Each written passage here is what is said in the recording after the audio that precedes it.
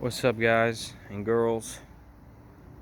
I'm making this video real quick. I'm gonna try to make it real short for you. This is on summer squash in Central Florida.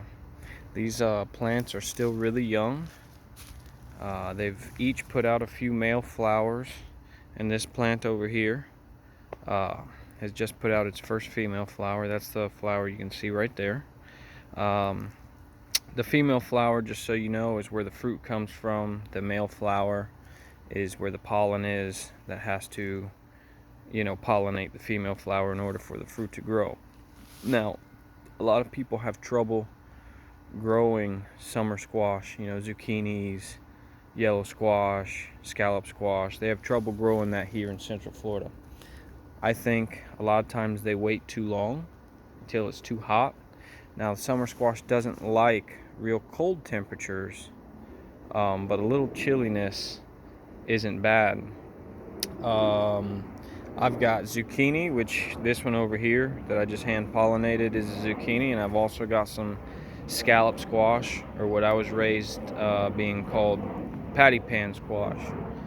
As you can see, my plants are thriving. They're in the ground. They're not in raised beds. I've amended the soil with compost when I planted them, and I feed them every week or every 2 weeks with organic mixture that I come up with. So yeah, now there are a few things that are inevitable or going to happen no matter what. These plants at some point are going to get hammered with caterpillars. I mean, it's just going to happen because I don't spray pesticides on my plants. But if you keep your plants healthy, you feed them, they actually have a stronger immunities and they won't get hit as hard by the pests.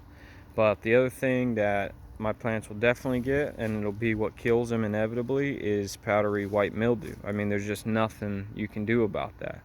Right now we're kind of in a drought, but when the rainy season comes, especially when it rains in the afternoon and then it gets dark and it doesn't give a chance for the sun to dry these plants out, all these plants are going to get powdery white mildew. So for now, I'm just looking forward to being able to harvest as much produce as I can, and then later on we'll have to yank these out and get something else in here that grows better in the summer. Here, I'll show you. Here's the first little zucchini female flower right there. There's several more that are growing in there. And what I did, it's pretty common, most people know about this, but is you take a male flower and you cut it off and you take off all the outside, and you just go in there and you just swipe the pollen, and the inside of the female flower is very sticky. It all just sticks to it.